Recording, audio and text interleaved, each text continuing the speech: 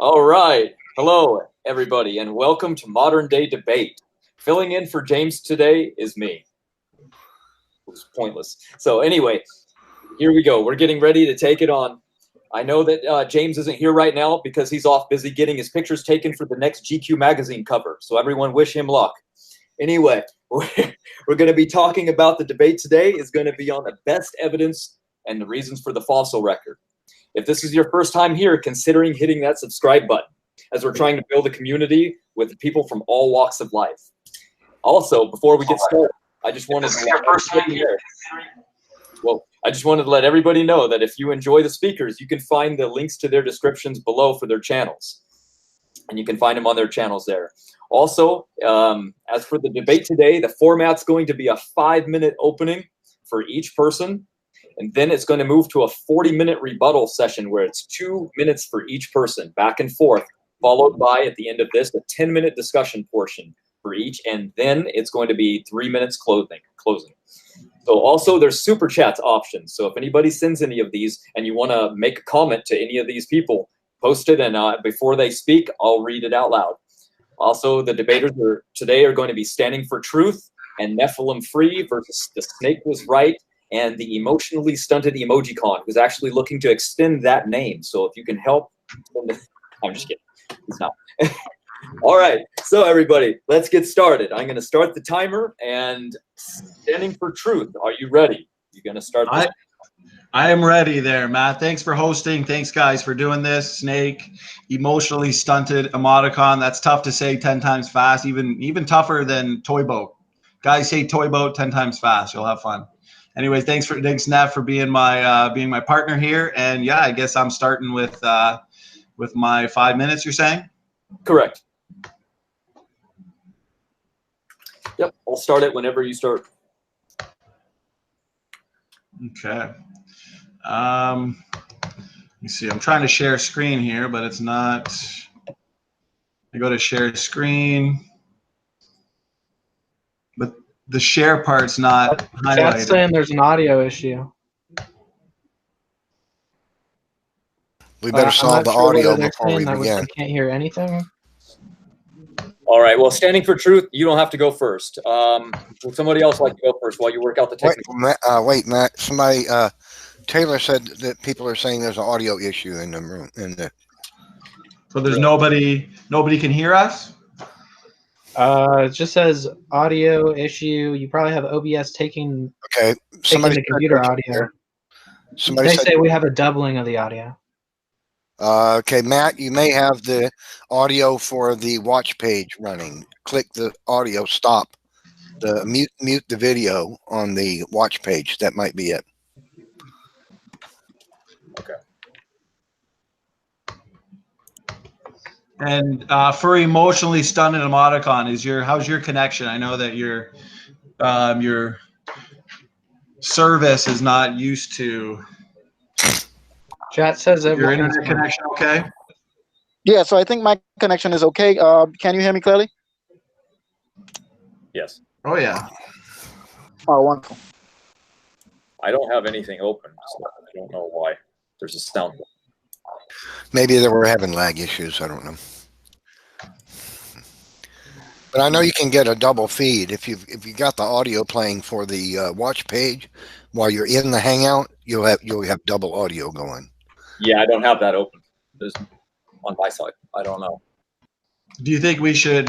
I can stop the broadcast. Maybe stop the broadcast, remake it, and then re-invite everybody, and we'll try that. Well, wait. Somebody's saying we had a couple of people say they can hear us in the chat. Okay, I don't know why. So I'm going to click share screen, but then the share part's not highlighted. I can't click it. Oh, really? Chrome wants to open another browser. Okay. No, I think I got it. Can you see? Yes.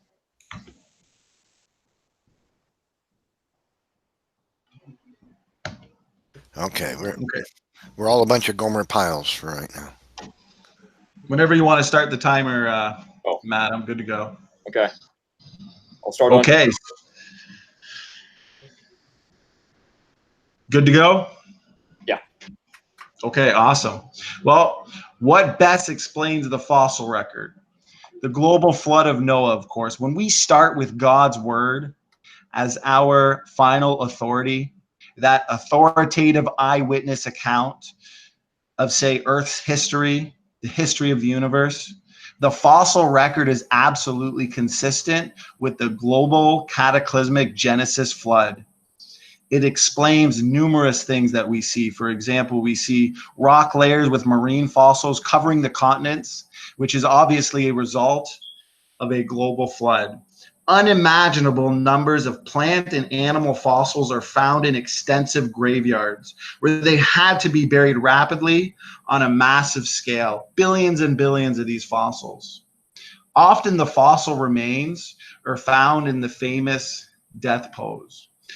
But first of all, what do we find in the fossil record? Let's take a look at the fossil record itself, guys.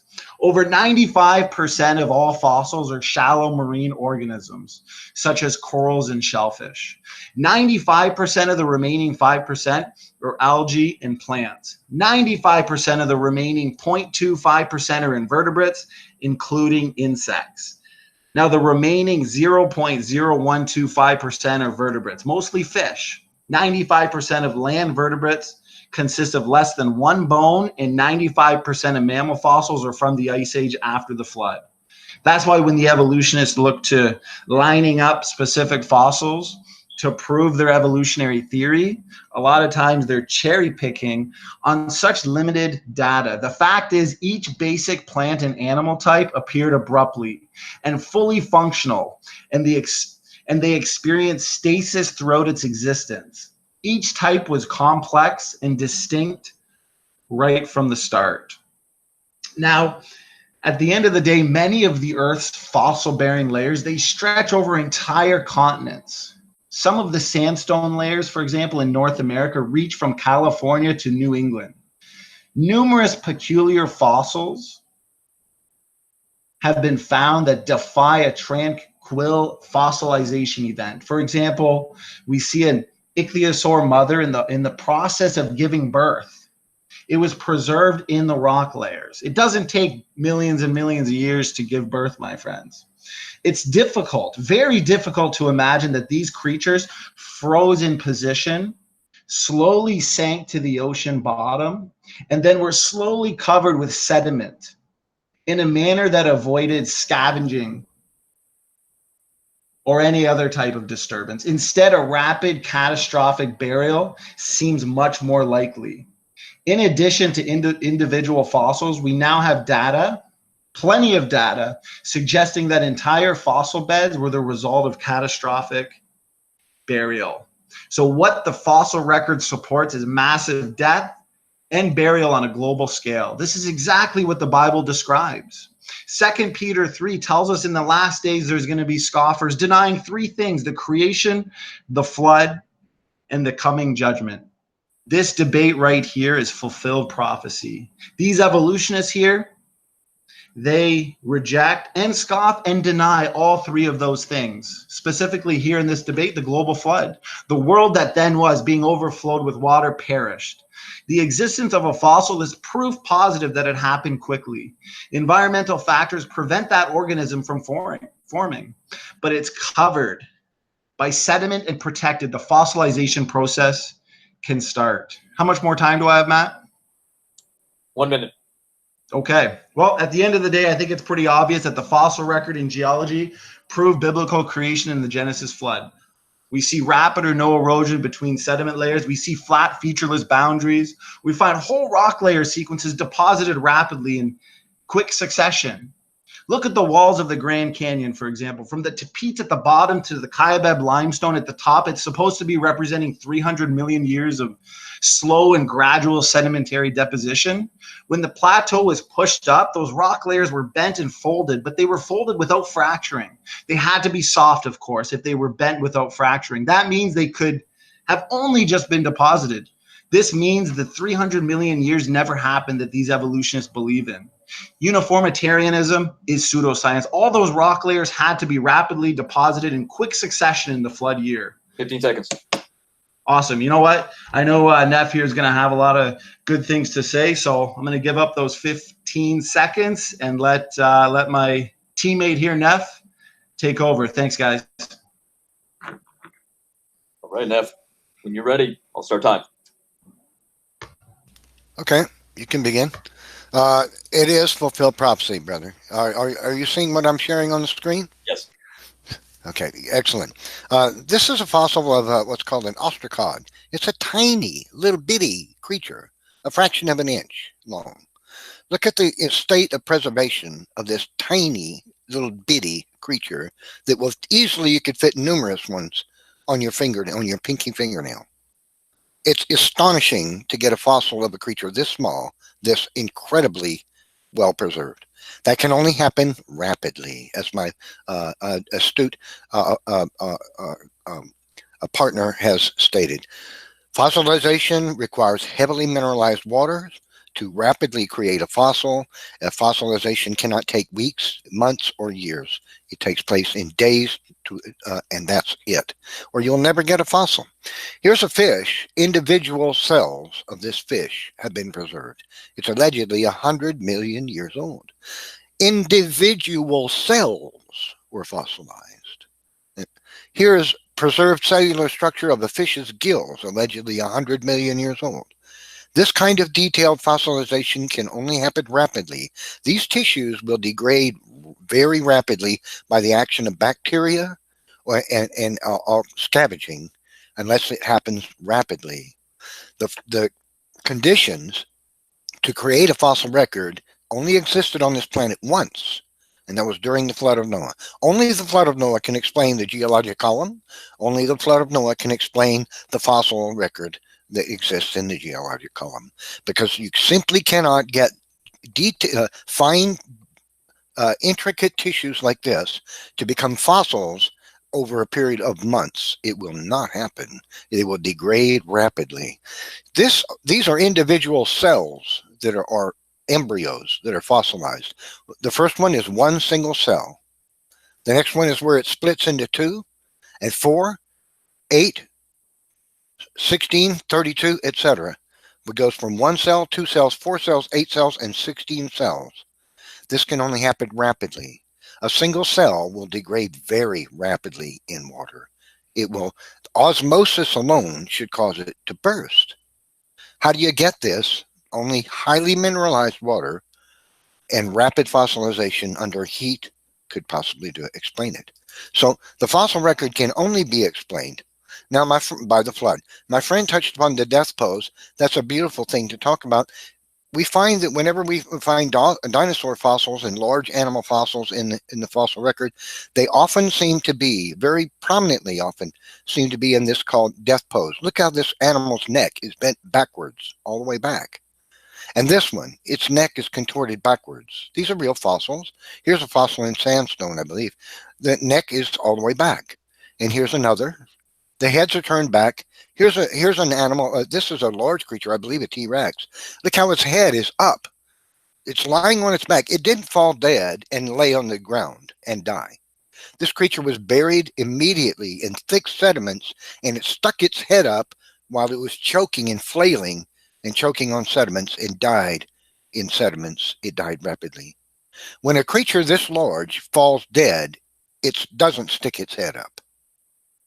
This dinosaur stuck its head straight up in the air as it's choking to death on sediments because it was rapidly buried by the flood of Noah.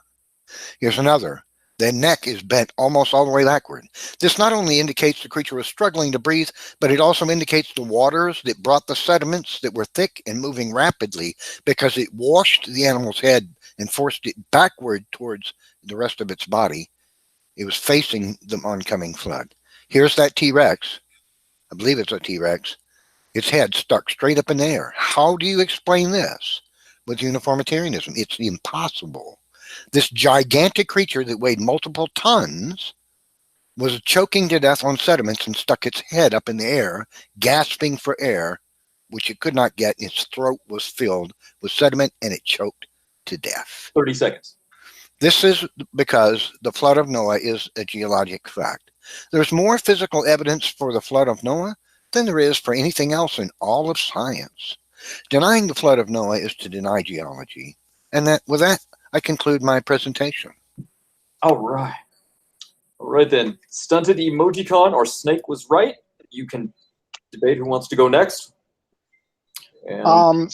I decided to go next. Okay. So I think I would start. Now. All right. All right. So before I go on, I would just like to introduce myself again. I go by the Emotionally Stunted Emoticon, or you can just call me Stunted for short. I hope you guys can understand me. I have an accent. Actually, this is a mild version of the accent, so that I can speak with a North American audience.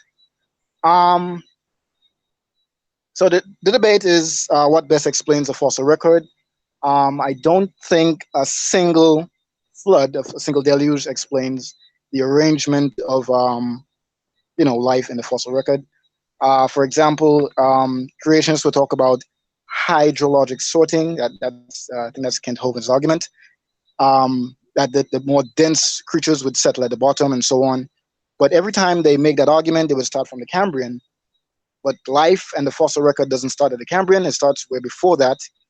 There are layers that represent the first maybe 3.5 billion years of Earth's history, and it only consists of microbes. So I'm not too sure if the microbes are more dense than the creatures in the Cambrian, or I don't know how hydrologic sorting works. Something else that is very peculiar is that even though they argue hydrologic sorting for the animals, the rocks the animals are encased in is not arranged by density. So that is something else again. There is an argument I was making with Standing for Truth. A question I asked in one of the debates is why we don't find like bony fish or modern crabs or true crabs or sharks and so on in the Cambrian, or any marine tetrapods in the Cambrian. If the flood buried things by ecosystems or whatever, why aren't there no fish there? Obviously, on the evolutionary model, the reason why you don't find any bony fish or sharks or whatever is because they hadn't evolved as yet. Something else to note is that in regard to the marine tetrapods, is you never find a marine tetrapod before the basal ancestor of that form. For example, you'd never find mosasaurs and plesiosaurs before the origin of reptiles, or before the origin of tetrapods themselves. You'd never find whales before the origins of mammals, or manatees before the origins of mammals, all because they hadn't evolved yet.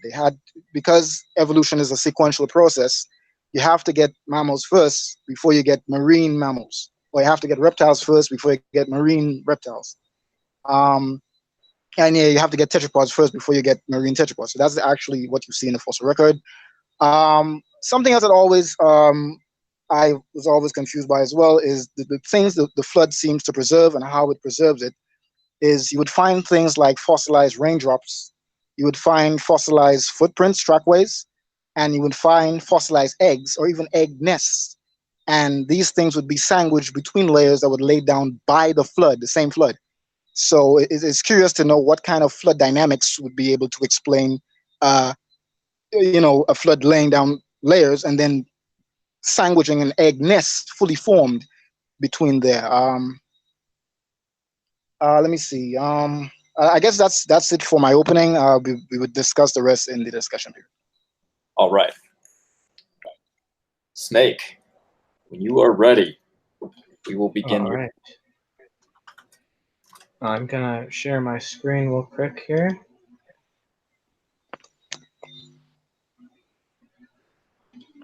Okay. So my main arguments are going to be showing how ridiculous most of the claims of the Noah's flood are.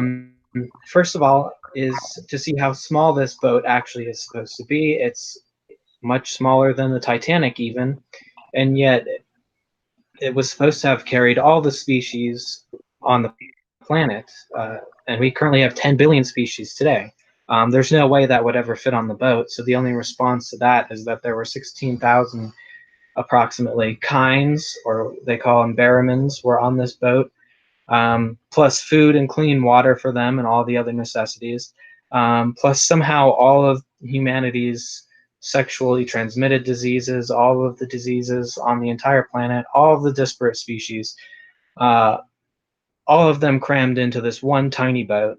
And those 16,000 somehow evolved into the 10 billion species that we see today in just 4,000 years. And so that pretty much already admits the theory of evolution. And the fossil record provides plenty of transitions between all of them.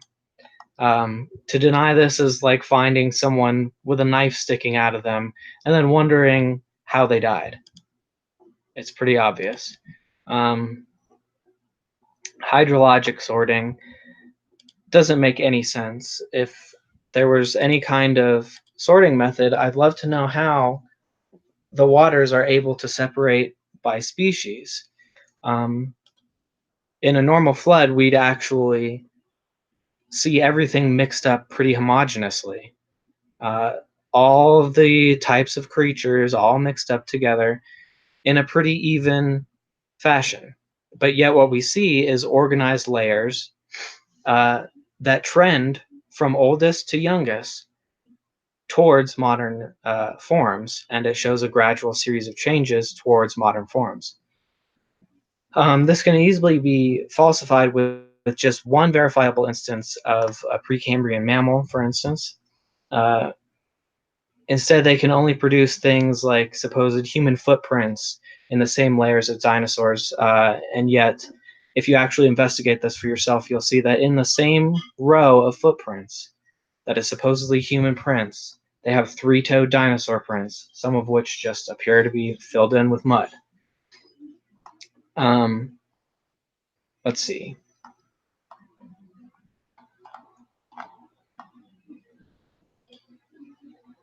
So the other argument about hydrologic sorting is that it sorts by environment and ecosystem, but this makes no sense, because this would create a map that essentially would look like a bullseye with humans in the middle, because they live inland. So how would these layers organize by species and by environment, yet we have them organized exactly how I've described? How would a single flood do this? And I heard a lot about these animals that were buried quickly. And yes, most fossils are formed in floods. And so the argument here essentially was, Neph's entire argument was, a flood happened somewhere, therefore Noah's flood was the only flood. Most fossils are buried rapidly, but you can't just assume this was all a single flooding event, because floods happen all over the world. As well as dinosaur soft tissues. This is an oft-repeated lie about soft tissues, that they can't be preserved. The discoverer of these dinosaur soft tissues, Mary Schweitzer, she's a devout Christian. She discovered this and studied these tissues and published multiple papers explaining exactly what kind of chemistry creates this kind of preservation and in that specific soft tissue. And it wasn't the whole soft tissue, it was only very specific ones that are preserved by these iron. And as far as people who scoff at the flood and everything, well, geology is firmly against Noah's flood, especially Christians who made the original discoveries that refuted the flood model, known as catastrophism. And so pointing out the scoffers doesn't really do much for your case, because predicting that people will laugh at your religion is not a prophecy of anything, but the fact that your faith it's a prophecy that your faith is unbelievable. I mean, the Muslims have plenty of warnings about this. Should I just go and convert to Islam just because they told me to? I don't think so. How much time do I have left?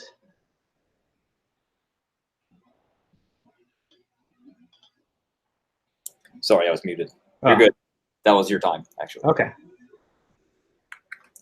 All right.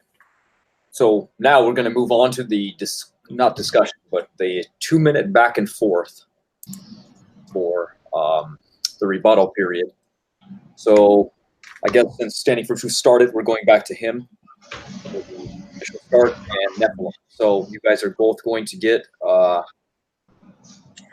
2 minutes each on whoever wants to go first on answering Emotion, Stunted, and Snake. I know they covered a lot, but I can start.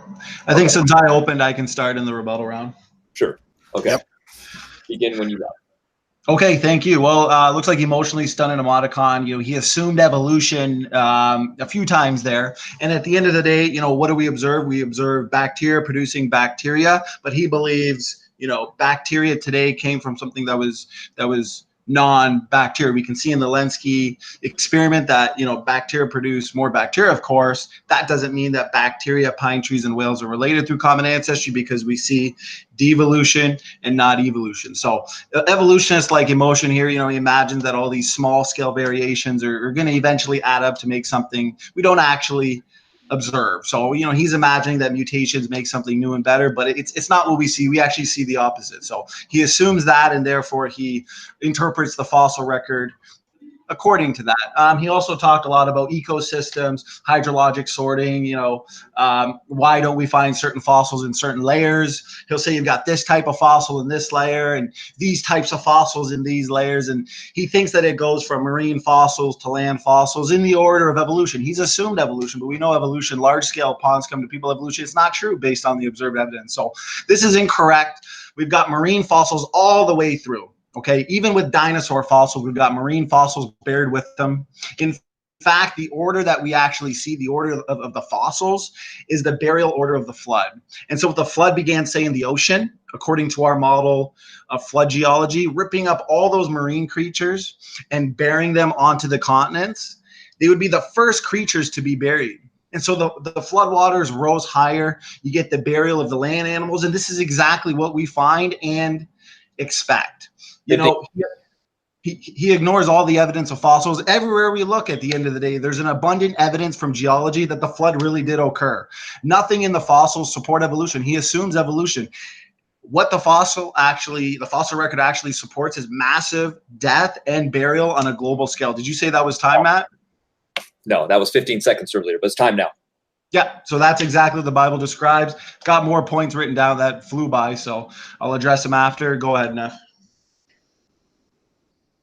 Okay, so my partner correctly ruined the argument about the sorting of the geologic column. Creatures are buried in the geologic column according to mobility and environment, not according to the uniformitarianist belief about the fossils. The evolutionist timescale.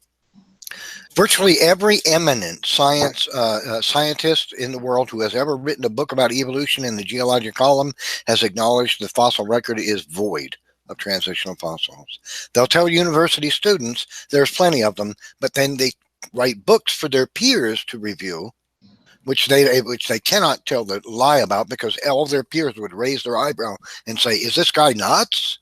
And they would ruin their career. So they have to tell the truth in their books about the fossil record, and they all acknowledge the fossil record does not show, it does not document the evolution of creatures, which would have to be true if evolution were true. David B. Kitts, professor of geology, University of Oklahoma. Despite the bright promise that paleontology provides a means of seeing evolution, it has presented some nasty difficulties for evolutionists, the most notorious of which is presence of gaps in the fossil record. Now, pay attention to this statement. Evolution requires intermediate forms between species, and paleontology does not provide them.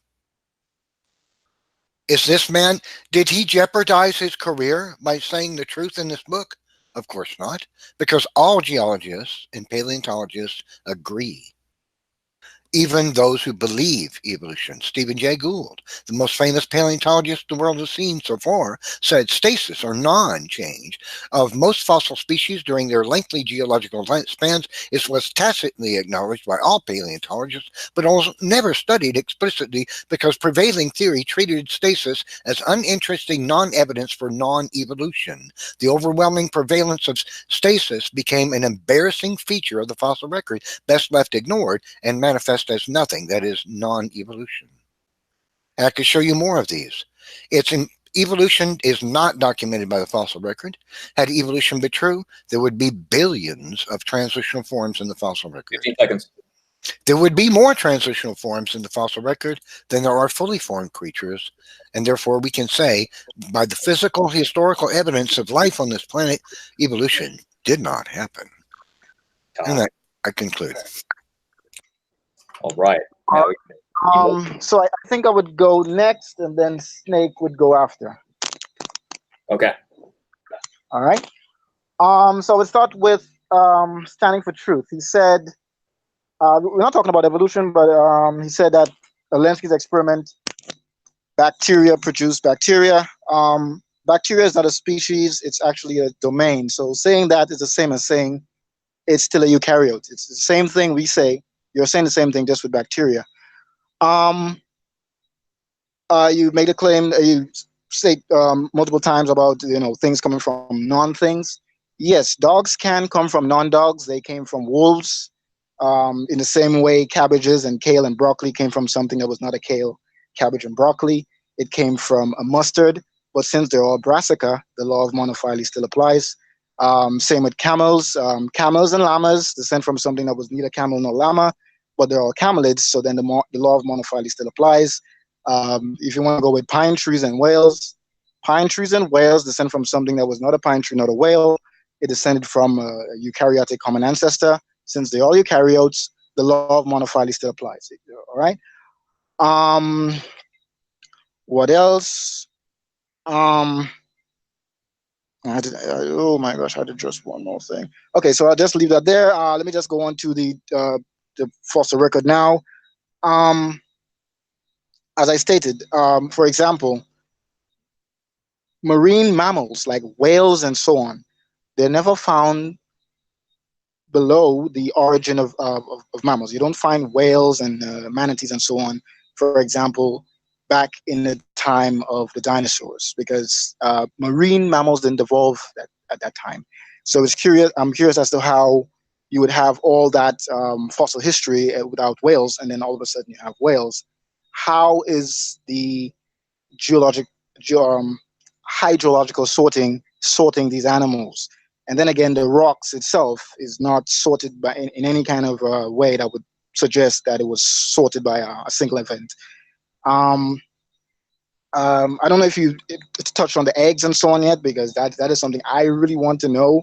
What kind of flood dynamic could preserve an egg nest? That's the time? No, 15 seconds. Go ahead. 15 seconds. Yeah, so I really want to know what kind of flood dynamics can preserve things like raindrops and footprints between layers that was laid down by the same flood. I don't know if organisms were walking while the flood was happening, while sediments were being deposited. So that's what I really want to know. What kind of dynamics would cause that? All right. Thank you. And Snake, you are up. You're muted.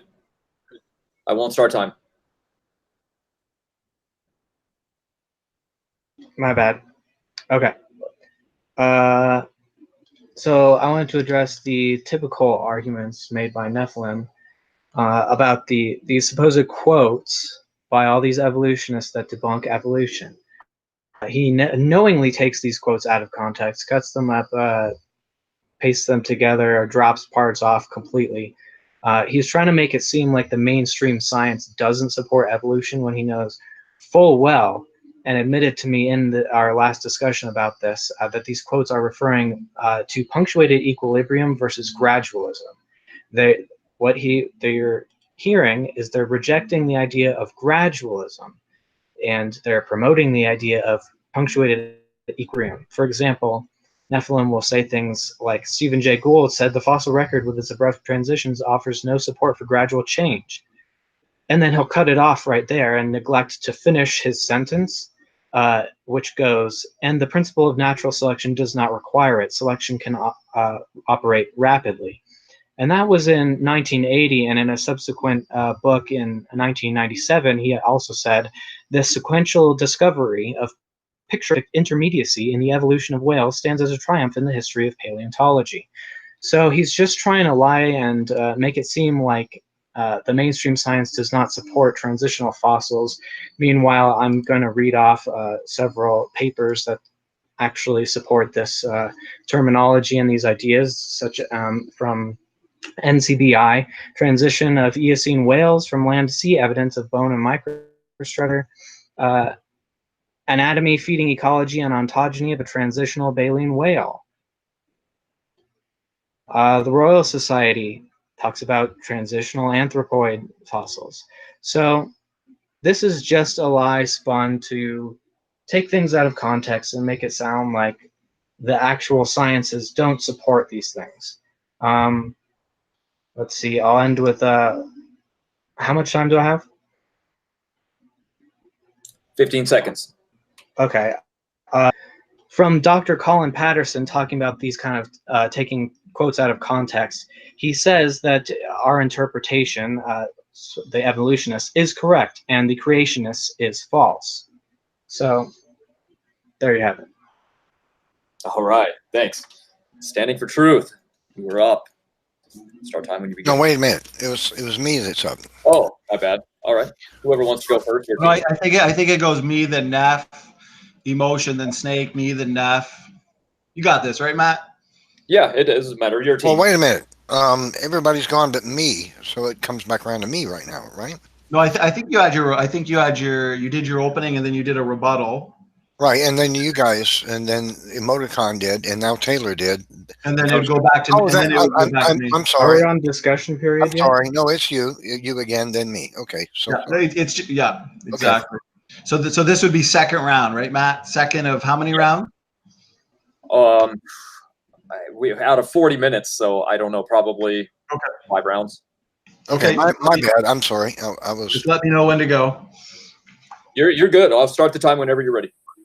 Okay, so Emotion there talks a lot about the law of monophyly. Of course, the law of monophyly is consistent with biblical creation and not pond scum to people evolution. Let's get right into the fact that, he likes to look at the fossil record in general and the animals and fossils that are living with what and fossils that are not living with another. Let's use dinosaurs, for example. Just because human bones aren't found with dinosaur bones does not mean that they didn't live together at the same time, okay?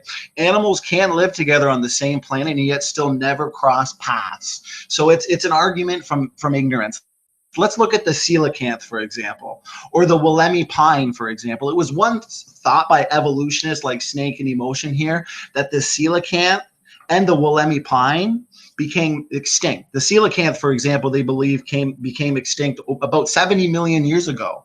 And this was because their fossils were not found in any deposits higher than this. And yet we have found these creatures living today. This proves that animals that are not buried together doesn't mean that they didn't live together. They lived in different environments. The Wollemi pine, for example, which was fossilized in Jurassic deposits, supposedly 150 million years ago, and we found them today. The list of living fossils is literally endless, and it's becoming more and more difficult for the evolutionary model of fish to fisherman evolution to stand in the face of this great number of living fossils. There's problem after problem after problem. He did touch on evolution a bit, but what we know about observable science, not the fossil record, looking at some bone found in the dirt, it's just not true. The human mutation rate is approximately 100 new mutations per person per generation. And so that indicates that mutations are entering the human population at a rate much faster than natural selection could ever possibly select away such mutations. These low impact deleterious mutations are degenerating our information system. On every continent, we find fossils of sea creatures and rock layers that today are high above sea level. Often the fine details of the creatures are amazingly preserved. They ignore all the data, they cherry pick, they hope, they dream that and imagine that pine trees and whales are related through common ancestry in spite of what we know about observable evidence. I'll touch on everything else later. All right. Emotionally. You ready? You're muted.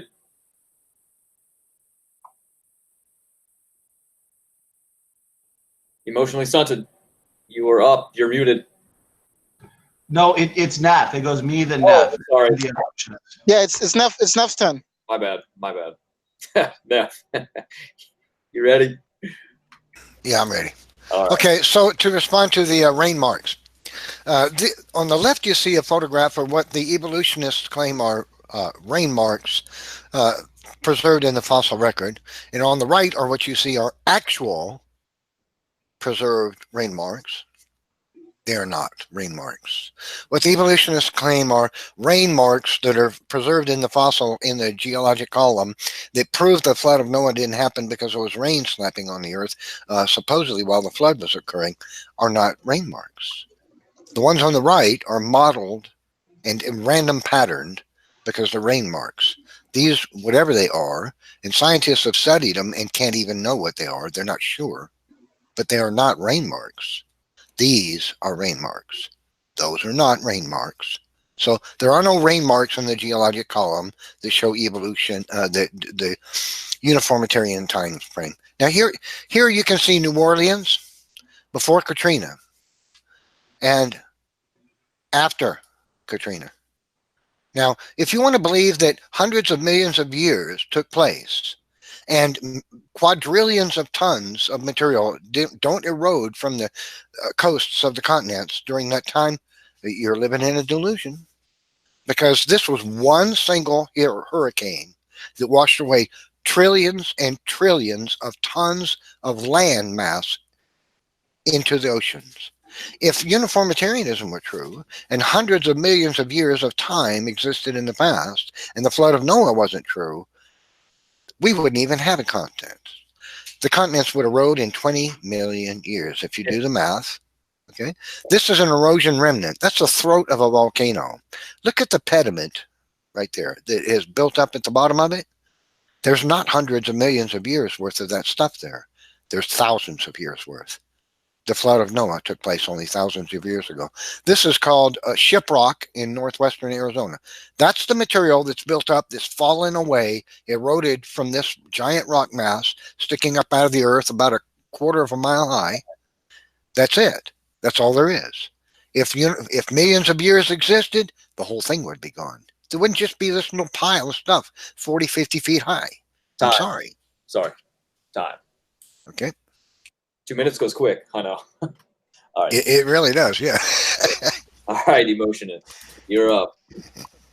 I guess I would touch on the stasis. Standing for Truth mentioned stasis. Stasis is an argument. It's not a serious argument. It's not an argument to be taken seriously. Mostly, anytime you see that argument, it's a meme or a blog post. It's never a scientific publication that argues against that stasis, refutes evolution. Anytime that argument is brought up with stasis, they always ignore the actual diversity within the type of organism they're talking about.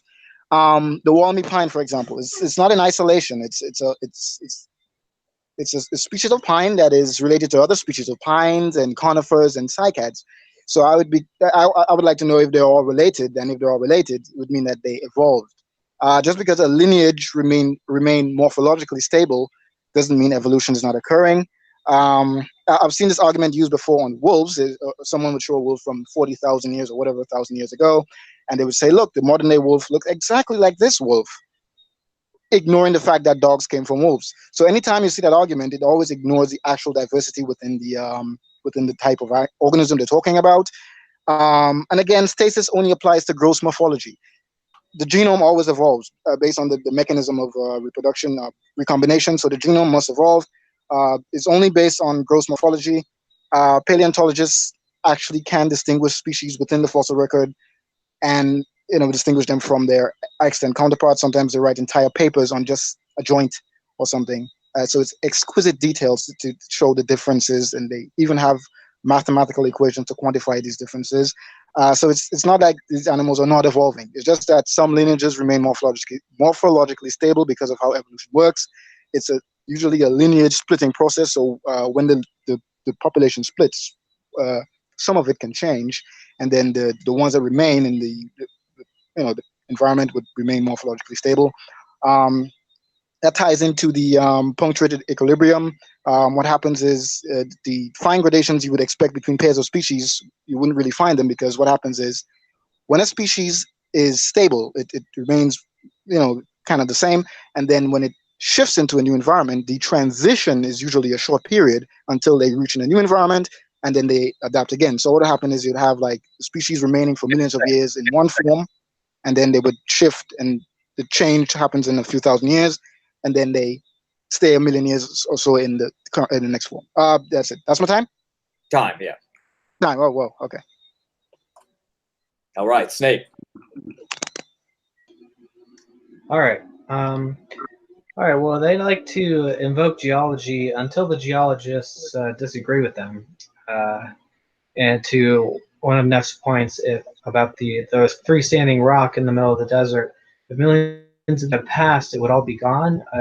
Well, most of it is gone. Just look around the whole thing.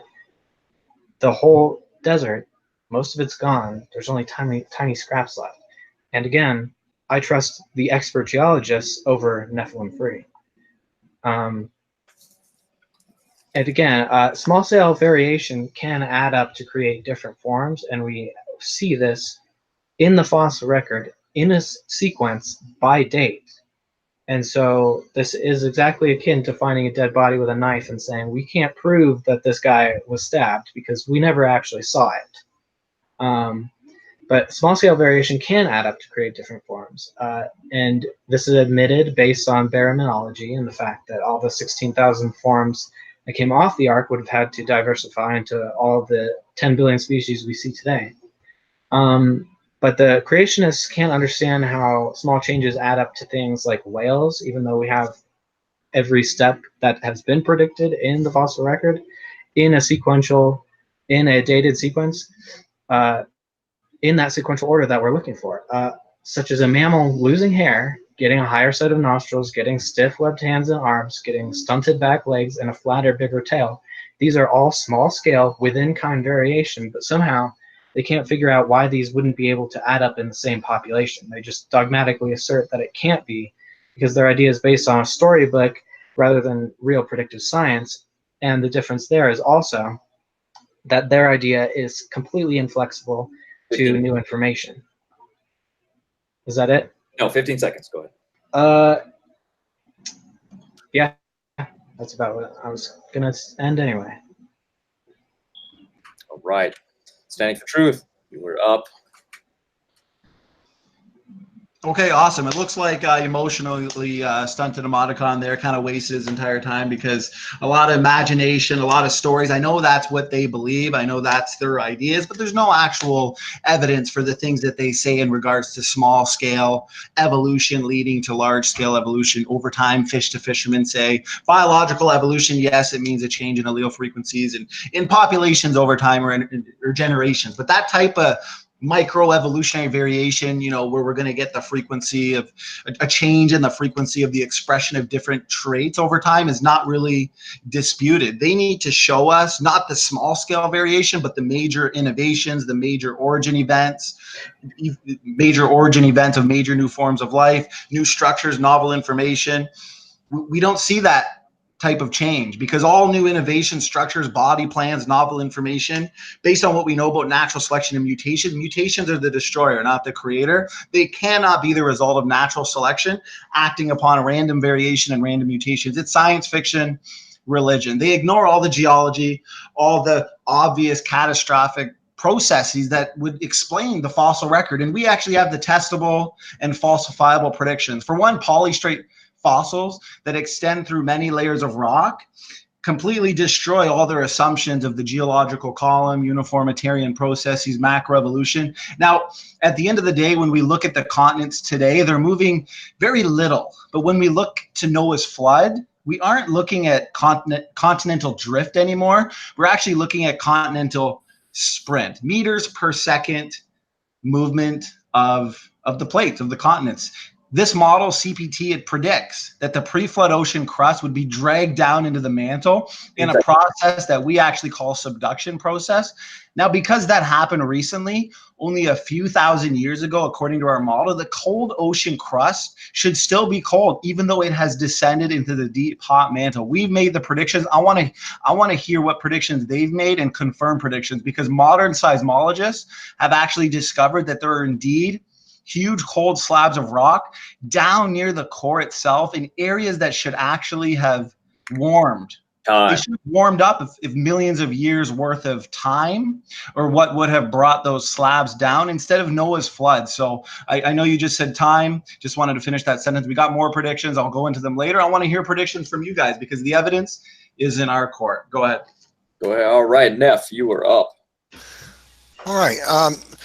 Just to quickly refute the statement that we heard from Taylor, the ark couldn't have held all the creatures that we see in the world, so the flood can't be true. Am I screen sharing? Can somebody tell me, please? Yes, it's fine. Thank you. That's a false argument, and evolutionists know it's a false argument because the ark didn't have to house all the varieties of living things, just the original kinds. From them, you can get many, many varieties. From one spider, you could get thousands of varieties. There are dozens of different roaches in the world. All of them come from a roach. So the ark didn't have to hold all the varieties, just the kinds. Now, we heard this argument that stasis is not true and that scientists don't agree with stasis, but they do. This is Stephen Jay Gould. He says, stasis or non-change of most fossil species during their lengthy geological spans was tacitly acknowledged by all paleontologists, but almost never studied explicitly because prevailing theory treated stasis as uninteresting non-evidence of non-evolution.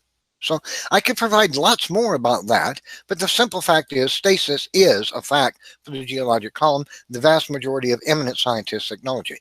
This is Stephen Austin, a creationist geologist, and he discovered something profound and that uniformitarianist scientists are now having to acknowledge is a science fact.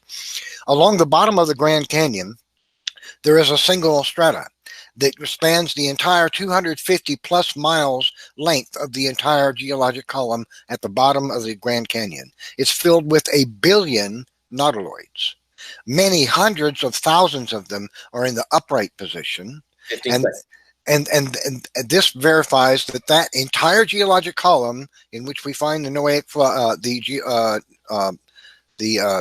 Grand Canyon was created by rapidly moving water, else this could not be true. It's impossible. That takes the entire geologic column argument of the uniformitarianist and throws it in the garbage because of this one layer alone. Time. All right. Emoji. All right. So in regards to stasis, what I was trying to say is that no scientist or paleontologist actually argues that stasis refutes evolution. Stasis is real, yes. Lineages remain stable, morphologically stable. That's why we have bacteria today and other, fish today, even though we evolved from fish. Yeah, because stasis is real, but it doesn't refute evolution. All it means is that some lineages remain stable, others change. As Standing for Truth said that we don't see the major innovations and so on. Remember, evolution is a process, and processes takes time. For example, if a cake, for example, takes an hour to bake, don't expect me to bake it in 5 minutes. Then you're no longer asking to bake a cake, you're asking for something else. So if you're asking for evidence of evolution that, evolution would not permit, then you're not asking for evidence of evolution, you're asking for evidence of something else, all right? But again, let me see, you said that you see marine fossils on top high places. The Earth actually churns and moves. It does that, plate tectonics, so the seafloor can rise up and so on. Note that on any mountain where you find marine fossils, you never find marine fossils that appeared after the mountain formed, with respect to evolution. So you would, if a mountain is 100 million years old, then there would be no fossils later than that on the mountain. So they would, you would not find no whales or so on the mountain. Whales are a modern species. What else? The cool crust. You brought up the cool crust. Remember, I was asking you, how long does it take for the crust to change in temperature by a certain degree? Actually, it actually takes millions of years for it to change, like for anywhere between 100 degrees and 400 degrees Celsius, according to how deep it is and what, the makeup of it. So what what I would ask is, what's the difference in temperature between the mantle and the cold crust you're talking about? And let's calculate how long it would take to reach the temperature it's currently at. That time? Yes, that was time. Okay. Good. Snake, you were ready. All right. So we still don't have any explanation of how a flood sorts things by area or species or by density. I mean, how do the layers, the rock layers, repeat by type? We have repeating limestone layers. Water cannot do this. Water can only sort by density in a single event. And we've actually done experiments like this. Kent Hovind has done this experiment himself, and the layers do not repeat by type. They all sell once by density. And as well, why did all the whales survive but not marine reptiles? Why did the whales survive but in the exact sequential order predicted by evolutionary change? They responded. Well, actually, they didn't respond to my argument about small scale changes adding up to macroevolutions. Instead of actually responding to the argument, why can't loss of hair, shrinking of limbs, growing of appendages, why can't that add up in the whale lineage exactly as we see it in the fossil record? They just dogmatically assert that it can't happen. No addressing of the argument there. And as for polystrate fossils, they're never actually found spanning any strata. They just span layers within the strata, basically just mud layers quickly, rapidly deposited over each other. So that's actually several flooding rounds, not one. And Neph mentioned something about the Barrowmans spreading rapidly from the arc. All of that evolution would have had to occur in just 4,000 years. So you're already admitting rapid changes in microevolution. So I'd really like to know how hydrologic sorting works and why those changes that I specifically listed, why they can't add up in a mammal. They are all small-scale, microevolutionary, within-kind changes that we see in the fossil record in a dated sequence. Why can't that happen? How much time do I have? 10 seconds. Go ahead. All right, I'll leave it there. Okay. All right, we are 2 more rounds now. We have to go, and then we're going to move on to the discussion portion. So, standing for truth, we're ready to go. So these evolutionists must not be listening. Me and Neph both answered their questions by burial, by habitats, ecosystem, intelligence, mobility, body density. It's a combination of all of these. They want to attack just one, but then they want to ignore all the other mountain of evidence. Did the ocean waters at some time in the past flood over the continents in regards to what emotionally stunted Emoticon looks to here as a rescue device? The continents are made up of rocks that are less dense than both the ocean floor rocks and the mantle rocks beneath the continents. And at the end of the day, the amount of times that the waters would have to rise and fall, it's just not realistic. The evidence falls in line with a biblical base model. I still haven't seen any actual predictions. I've given a prediction based on the flood geology model. The fact that we have cold slabs of rock, it is confirmation of flood geology and not old age geology. Emotionally here asks questions regarding it. He questions, but he's not making actual predictions. This is a prediction by creationists, geologists. Another amazing prediction too. Let's go on to more and more. That's what this is all about. They're ignoring loads and loads of evidence. Another amazing prediction that has actually been confirmed again in this model of say catastrophic plate tectonics is rapid magnetic reversals. The Earth's magnetic field draws our compass needle towards the north. But sometimes in Earth's history, it draws it towards the south. Old age geologists believe that this has been happening for hundreds of millions of years and would have taken thousands of years to occur. It was old Earth geologists that found confirming evidence of rapid magnetic reversals, and these are actually required for Noah's flood, of course.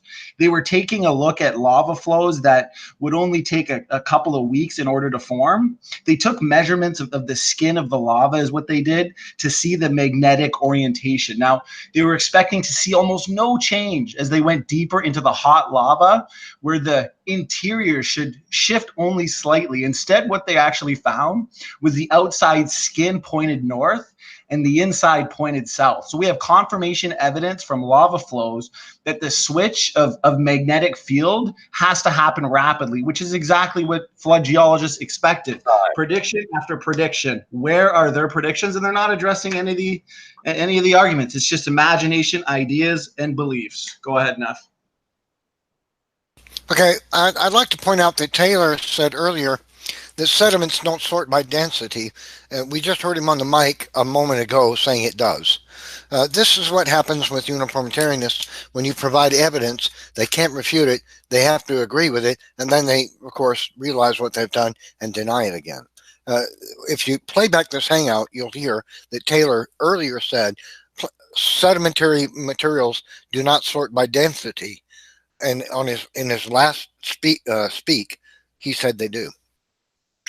Now, what we find in the geologic column is unarguable evidence that sedimentary strata are created by rapidly moving water. What you're looking at now is an unconformity that can only be explained by rapidly moving water.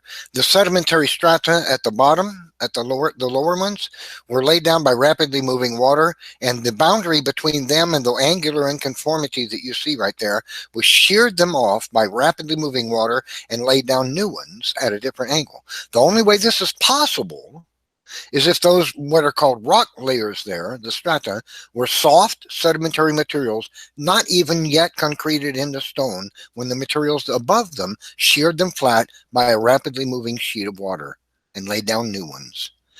Solid rock will not erode over any amount of time to such an incredibly fine boundary like that.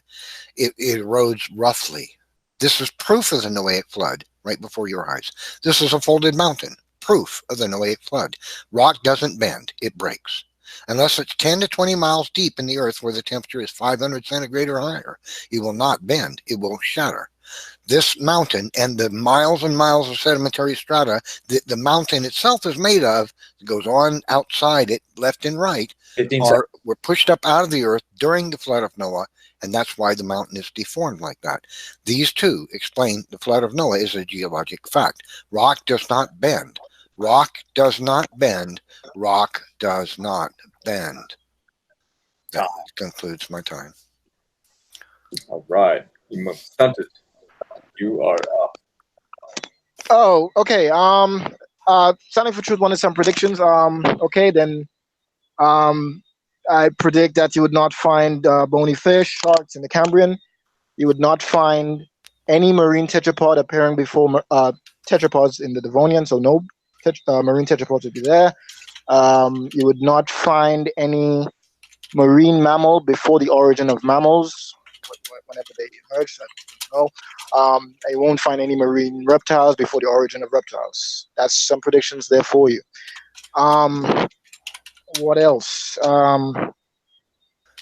Flowering plants and so on, you won't find them in the Cambrian. They didn't exist that time. Yeah, so that's some predictions there for you. What else did we have to go over here? Well, yeah, again, the cold crust. We need to know, just saying that something is cold, relatively cold, that's a non-argument. We have to know how long it takes and so on and so on. So that's why I was asking you in the comment section how long it takes. I don't expect you to answer it now. We can discuss that later when we could, cite sources. So we know how long it takes to change in temperature, and then we can calculate how long it must have taken to reach the current temperature it is. So we need to know the current temperature and, how long it takes to reach that temperature. What else do we have to talk about? In regards to the flood, I see Neph talk about the raindrops. They are fossilized raindrops. Must have missed them, I don't know, but I can get them for you, Neph. They are fossilized egg nests. That's the thing that really got me, since that's the first thing I couldn't understand. How does an egg nest, like a fully formed nest with eggs in it, preserve in a flood? I mean, and it's sandwiched between layers that were laid down by the same flood. 15 seconds. That is something that always bothered me since inception, or whatever, of learning about flood geology. It's not something we deal with in the Caribbean. It's an American thing, actually. Yeah, that's it. All right, perfect time. All right, Snake, whenever you're ready. All right, so whatever Nephy was on about, I was saying that they don't sort by the waters don't sort by density the way you describe. They do sort by density, but once. They don't repeat the layers. I hope you understand this. I know you'll deliberately try to misunderstand it if you can. And you think rock layers shear off other rocks, but you think that they also explode when they contact each other, and that's how mountains are made. So I'm still seeing no actual consistent theory of how this works. For his rocks don't bend spiel, they do bend. We've witnessed this in real time under high heat and high stress. There are equations for this. The geologists have studied this. They've predicted this. They can calculate it. Neph loves to quote the geologists and say geology this, geology that, and they disagree with him, and they do, and the entirety of his theory. Let's see, microbes are found at the bottom of the geologic column. Supposedly the denser items got put at the bottom, but we see the lightest of all organisms at the bottom, and we see repeating rock layers. It's not possible by by water sorting. We see extremely dense animals at the top, even though the entire flood would have mixed everything homogeneously, but we actually see a pattern of things going towards modern forms. So unless we're arguing that they were evolving as they were swimming out of the flood, that would be in line with your extremely fast evolution model of getting 10 billion species in just 4,000 years off of the ark. And I'd like to touch also on the ridiculousness of 15 I'll just point out that genetic entropy ruins all of this for you, especially the Garden of Eden. So I'll touch on that next time. All right, we are last roundabouts, standing for truth. You are ready to go, and this is your last part before we move on to the discussion. Okay, created heterozygosity model makes predictions, testable predictions. That explains young Earth creation, speciation. I'll talk to Snake about that in our discussion portion. At the end of the day, those predictions made by emotion they're not actual predictions because it's based on misunderstandings of our model. All these arguments that he's using is a straight misunderstanding. We looked at burial by ecosystems and habitats.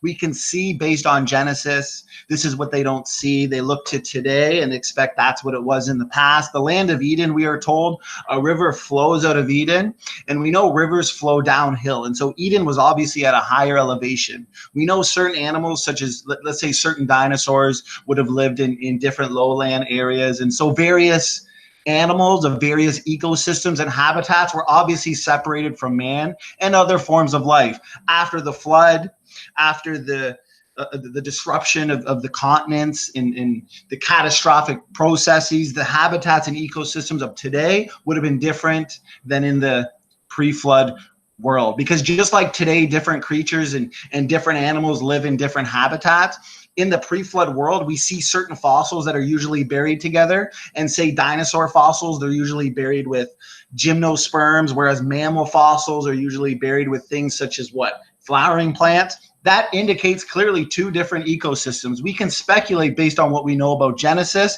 and the fact that the land of Eden, a river flows out of Eden. This suggests higher elevations, different elevations. So dinosaurs, for example, although lived at the same time of man, did not necessarily live in the same areas or habitats. This is obvious.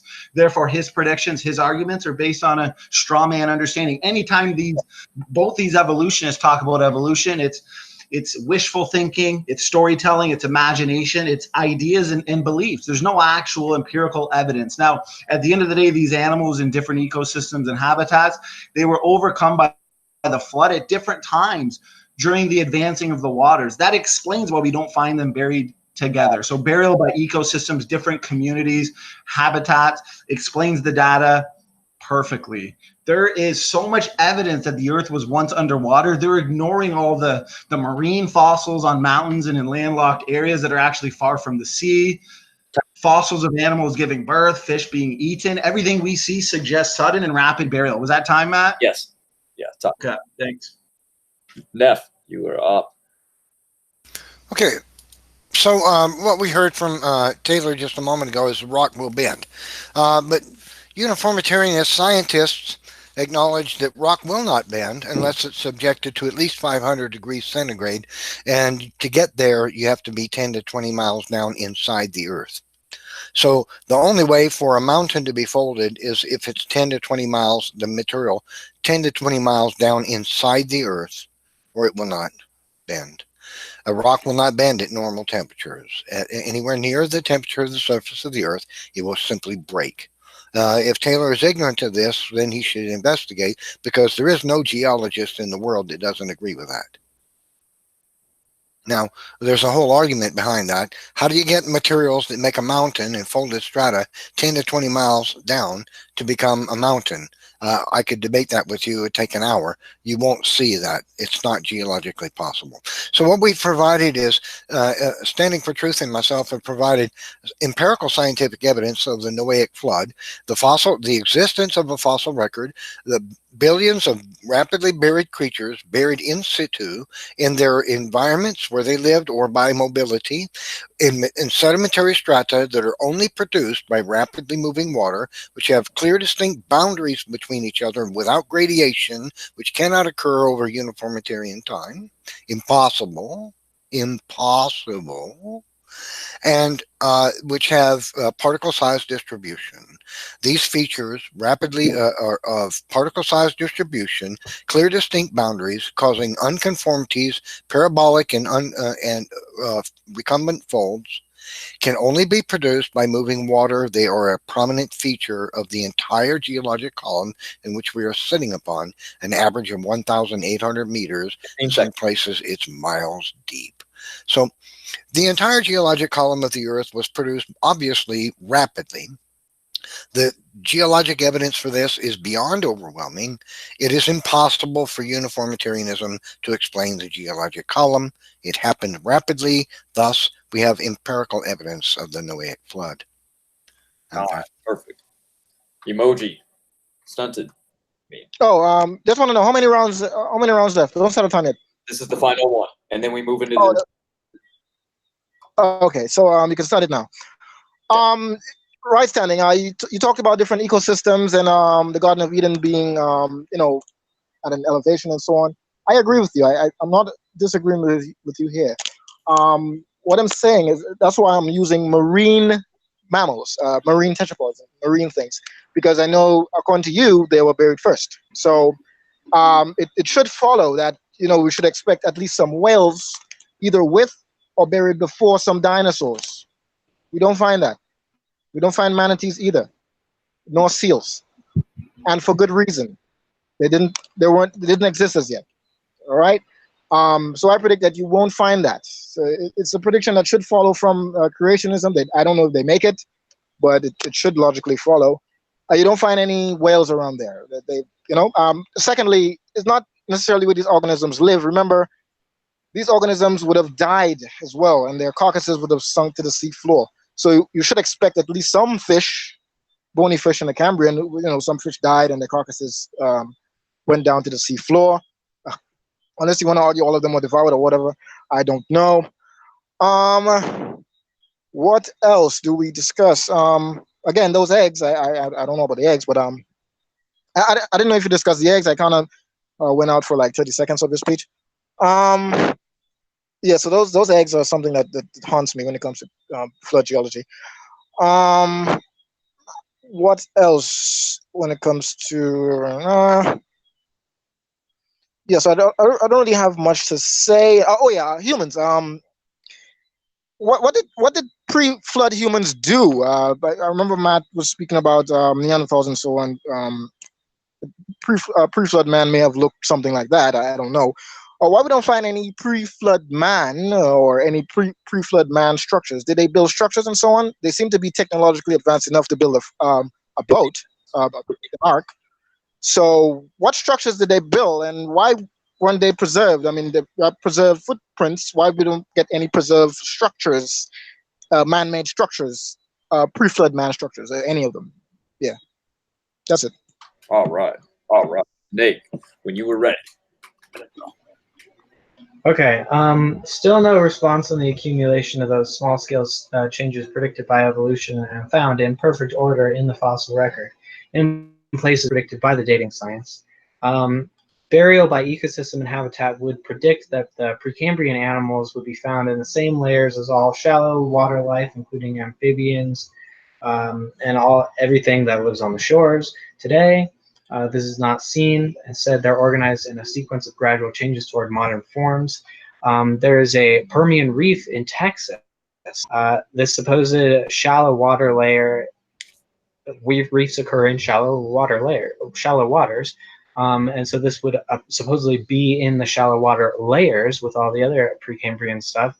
But instead, this occurs in much higher layers characterized by terrestrial fossils, like the Dimetrodon. According to their model, this reef would have had to have been moved. This 150-mile reef would have had to have been removed undisturbed, uncracked, all the way into the middle of Texas, somehow by a bunch of water.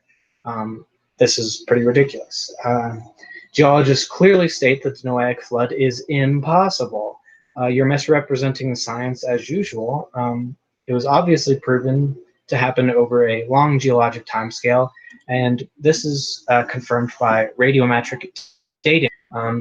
We know the exact rate of radiometric decay, and it never changes. And we know the initial amounts based on several different methods, which I could explain again for Nephilim if he still doesn't understand that. As for marine fossils in mountains, I don't understand this. This reveals a basic misunderstanding of geology, how mountains are formed by the crushing of tectonic plates against each other. 15 seconds. Excuse you. Let's see. Yeah, they just push against each other, and so that is how lower layers get brought up. And if without death in the garden, this is just tacked on at the end a little bit, but without death in the garden, you couldn't even have life. You couldn't grow anything. Everything would be teeming with slime and bacteria. You couldn't have new babies without death. You couldn't digest plants without death. Their whole model is a fairy tale, and that's why nothing makes sense. Time. All right. We're jumping into the discussion portion right now. So, Stunted, Emoticon, and Neph. I'm going to set the timer for 10 minutes, and we are going to jump right into this. So when you guys are ready, I will start the timer, and whoever wants to begin, go right ahead. Okay, so it's just me and him for 10 minutes? Yes. Okay.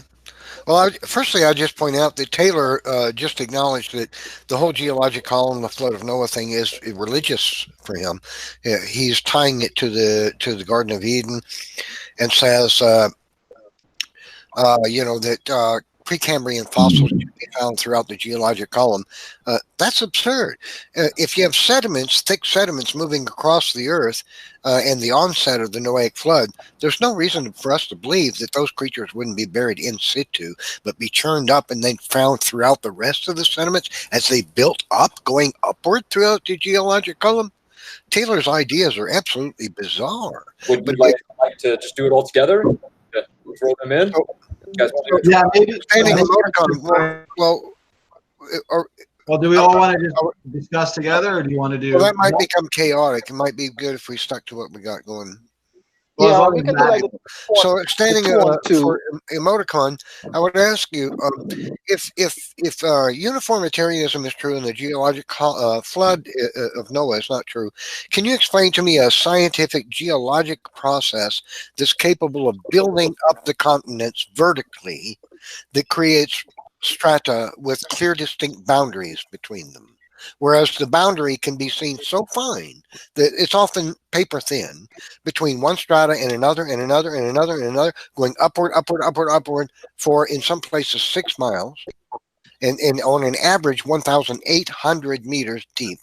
How can uniformitarianism explain the geologic column, the strata with clear, distinct boundaries, instead of gradiating from one material into another? Can you explain that to me? Right. So the gradation you're talking about would actually be expected under flood. If you witness our flood deposits things, it would actually have a gradient that would expect under the flood. Under a uniformitarian model, what happens is the layers would be laid down.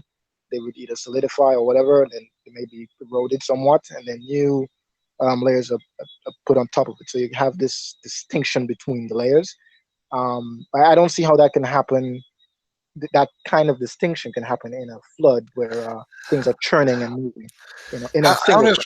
How can rapidly moving water create gradation if it's depositing materials on top of other materials? How does gradation requires time?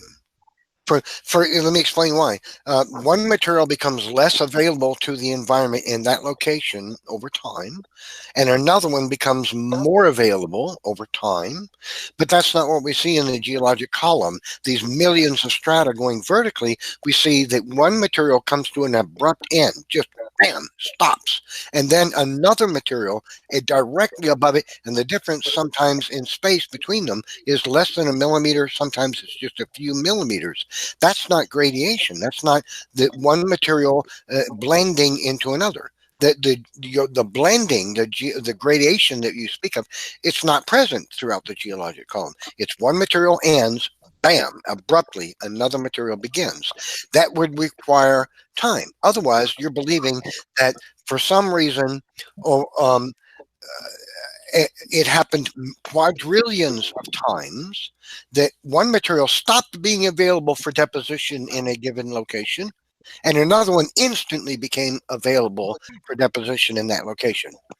Why would that be geologically plausible if millions upon millions upon millions of rain events, for example, over millions of years is what built that strata? Did you understand the question? Do I need to make it simpler? If those materials were laid down by millions and millions of rain events that slowly moved materials, why would for some reason that fast, one material stop being available for deposition and another type of material become available for deposition in a flash if those strata were formed over millions of years? It's a tough question, I know. There really is no suitable answer from your camp.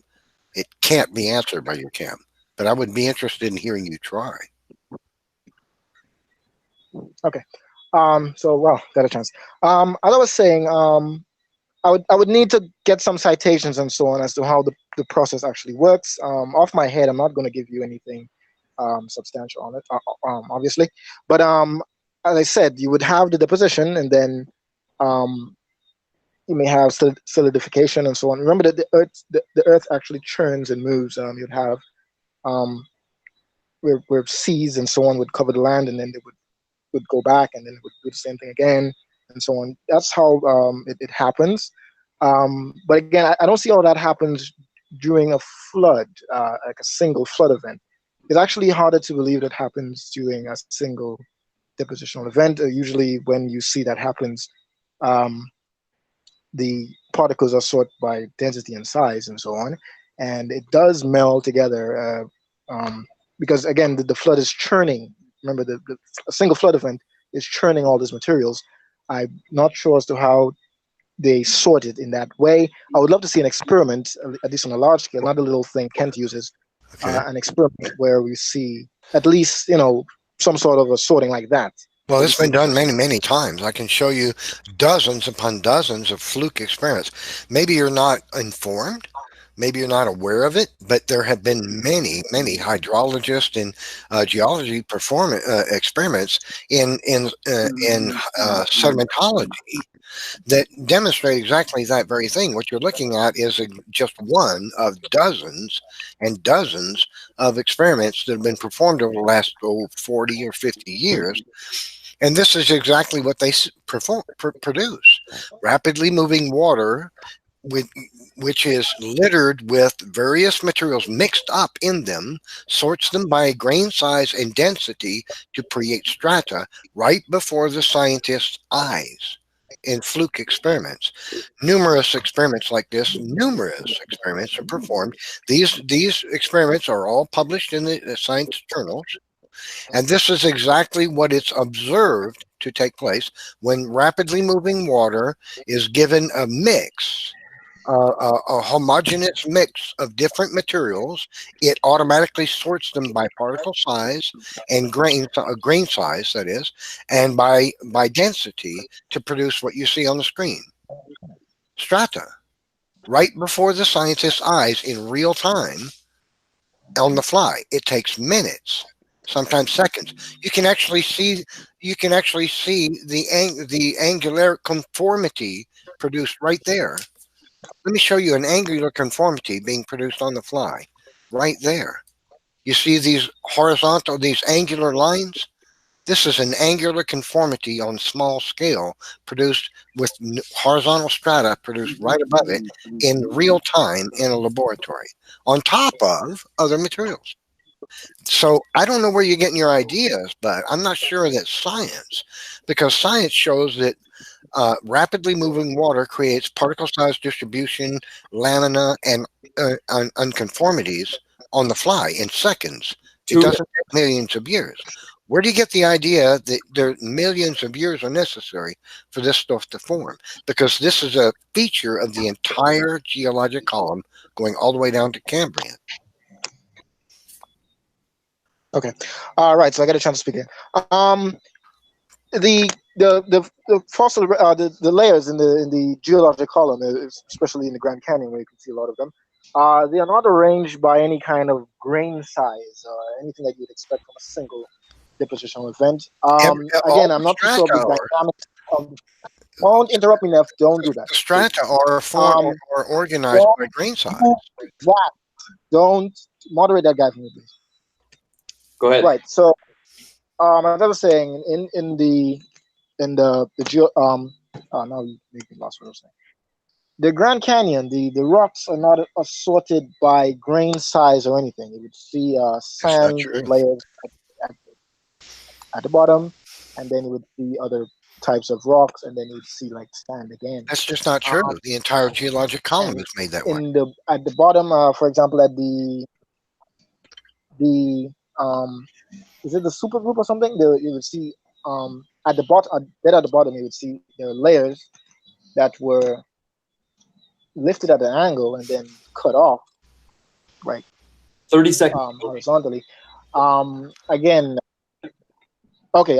Again, I would like to know what kind of flood dynamic it actually do. I think you're uninformed about the geologic column, because geologists acknowledge universally that throughout the entire geologic column of the Earth, the strata in the Earth, in general, not every strata, but in general, display particle size distribution throughout the entire geologic column. I don't know where you're getting your science from, but it's not the journals. Go ahead, Stunted. Finish. 10 seconds. Oh, but Neph would have to. I'll get my citations. We would do just the Grand Canyon alone, and I think we can do a discussion on that maybe the next 2 weeks. I'll have to do some heavy reading. Yeah, I'm no geologist, so I wouldn't. Yeah, I think you need to do some reading, a lot of it.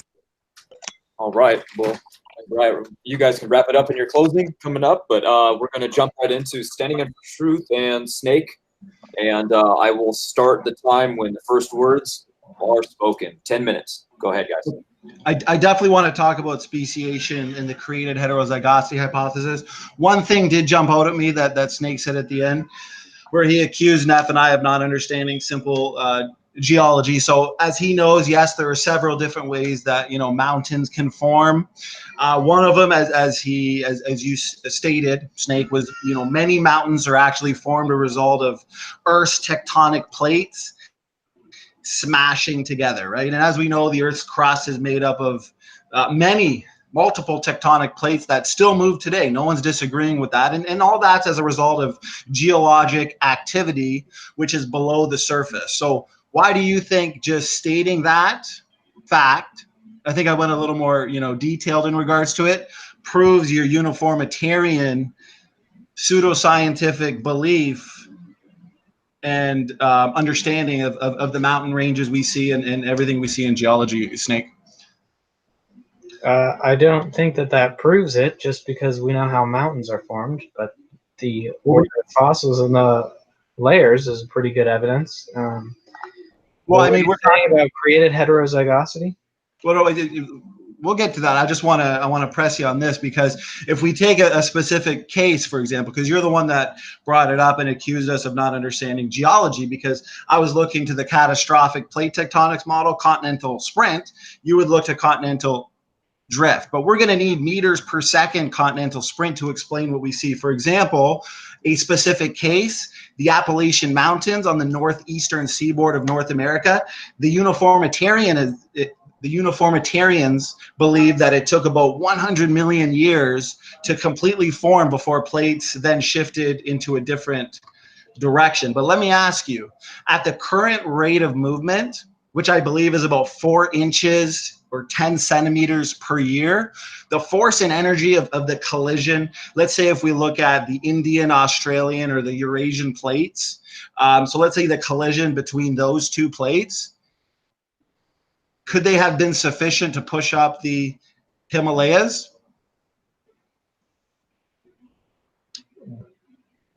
The pressure between them?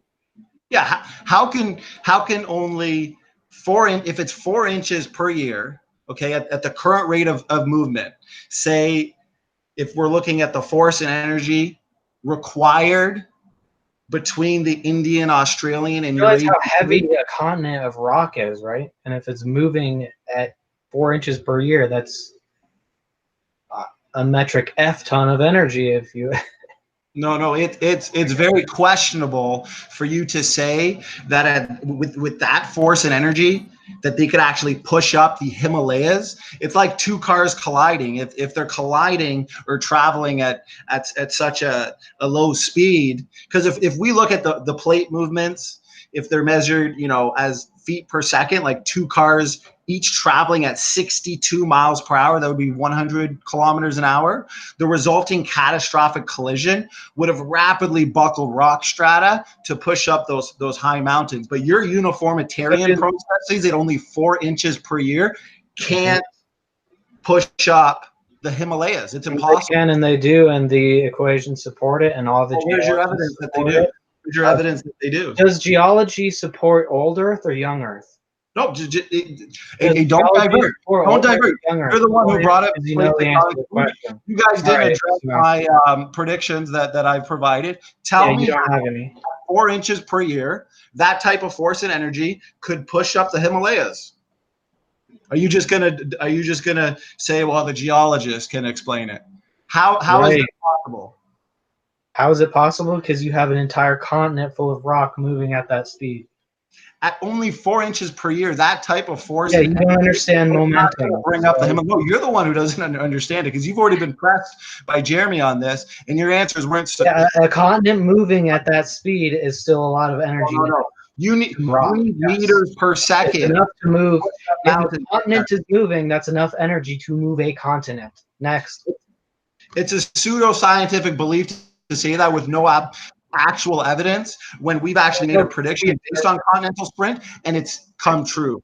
So at the end of the day, you can look to that, Snake, but it's not actually, because when we look at the geology of the Earth, present processes, as you're proving here, can't actually explain what we see, because rather what we see points to catastrophic processes in the past. That's confirmation of Noah's flood. That's the title of the debate.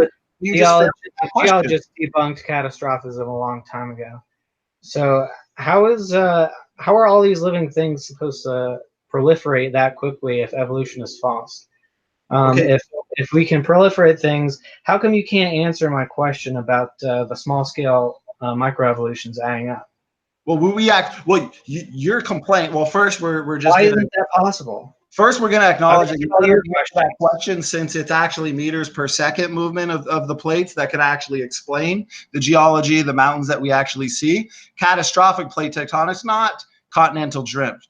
That's pseudoscience. Now, created heterozygosity hypothesis, if we actually have these heterozygous ancestors, right, as you know, as I've explained before, if God created the original created kinds, Adam and Eve, with pre-existing functional DNA differences, an almost limitless variety of combinations of chromosomes, genes, and traits are possible. We've made predictions. okay? These predictions are coming true. The vast, vast majority of our genome is functional. We don't need mutations to actually explain the changes, the micro changes as you talk about. Yet they do It's a recombination and gene conversion, and that's going to provide many new varieties of combination of traits quickly, since, as I've said, the differences are already built in all the time. Well, what do you have against that model? Because that's what we see. We see a pre-existing functional DNA differences. You guys look to really, except that it's not observed. And even assuming that model, the fossil transitions that we see in the fossil record are okay. So now you're jumping to fossil transitions. Why are you jumping around? Okay, so first let's acknowledge you failed on the catastrophic plate tectonics. Now you failed to give an objection to created heterozygosity hypothesis. Now you want to go to transitional forms. You want to be 0 for 3 or you want to be 1 for 2? So instead of just talking over me, maybe you can let me get out a few sentences. Because I don't want you jumping around from topic to topic. We've talked about catastrophic plate tectonics in regards to get some moderation so I can speak. So the problem with within that model of created heterozygosity, what's your evolution that we see? It's transitional. Oh my gosh. Go ahead. Tell me your objection to everything I just said. Go. Take as much time as you need. Where were we? Within the model of created heterozygosity, the same fossil transitions that we see in the fossil record are still possible, such as the exact instance with whales that I gave. Okay, I'm sorry to interrupt. Your objection was, how can we get so many varieties of species after the flood? I've given you an answer based on created heterozygosity hypothesis. Now you're going to supposed whale transitionals. What is your objection to what I just said and my answer to your objection in regards to speciation post-flood? Adam and Eve were created with pre-existing functional DNA differences. We can see this because the majority of our genome is functional. Okay, so with amazing design and functional heterozygosity, even at a tiny fraction of their nucleotide snake, through the processes of gene conversion and recombination, an essentially unlimited range of useful diversity would be produced. What is your objection to that? I've already stated that I don't really have an objection to that, other than it's absurd. Okay, so see, I can't even get a sentence out, man. Well, because that was your argument. Hold on. So you just admitted that I have an answer to it. Hold on. I'm going to talk over you if you don't let me talk. So, within that model of having pre-created heterozygosity, you can still get all of the fossil transitions, such as the one that you won't answer. What is your objection to the addition of these small-scale transitions in the same population? Because we don't actually see that. So for example, you seem to be confusing two things, okay? Adaptation to environments and evolution of higher life forms. Just a second, I'm answering your question. Created heterozygosity predicts change, adaptation. But at the end of the day, it doesn't take a genius to see that these are different issues, because the adaptation we look to, the change we look to, that can be accomplished by loss of information. That's exactly what we see. Why are those life form always requires a large increase in net information? We don't see that. We see the degradation. Can you point me to a beneficial mutation that actually adds new novel information as compared to degrades information? Because that's what you're going to need to take your fish to fishermen. Go ahead. Yep, any mutation that creates a new protein, that's new information. And we've been over this over and over and over. No, yeah, we've been over this over and over.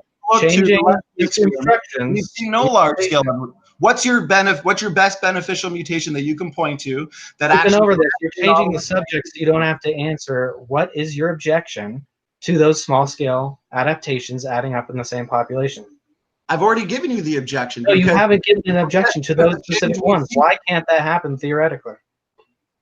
Theoretically, it can't happen because what do we see? We see change that is down. We see loss of information, degradation of information, the breakdown of functional systems. That's not going to take your observed all those changes organism to a whale. Where's your genetic entropy? I don't want your ideas. I don't want your beliefs. I want your actual genetic evidence. Entropy debunks your entire flood model because of the population bottlenecks seen after the arc. Those populations would go extinct within 100 generations. We've run the numbers at those population limits, and especially since inbreeding, because you only start with a single Jordan, pair, so once genetic again, entropy would take over. a misunderstanding of our model, okay? Because that bottleneck was short. generations. Very little heterozygosity would have been lost. Your model, your bottleneck that you look to is prolonged. That would actually lead to the inbreeding, and that population would have been genetically compromised. What do we see? Low genetic diversity. Any two human beings on Earth are no more than 0.5% different. That proves we came from two people, Adam and Eve. You, my friend, you look to a bottleneck, and your bottleneck is what disproves your theory. How do you explain the fact that what we would observe is low genetic diversity? Go ahead. Because we recently diverged. I was muted. Sorry, that was well after 10 minutes. We'll have to use that in the closing.